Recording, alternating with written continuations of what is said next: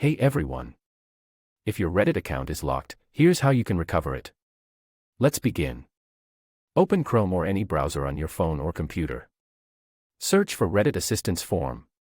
Open the official Reddit support page. Tap Account Help.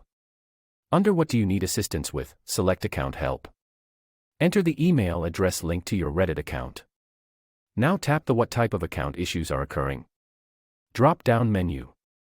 Select Account Status. If you no longer have access to the email linked to your account, choose My account has been locked and I don't have access to my email. Reddit will immediately let you know that they can't recover the account without access to the original email address. If you still have access to your email, choose the option that best matches your issue, such as My account has been wrongly suspended. Then click Reset your password. Follow the instructions in the email to regain access to your account. You can also review the other recovery options on this page if your issue is different. That's all. If this video helped you, leave a like and subscribe for more tutorials. Hey everyone!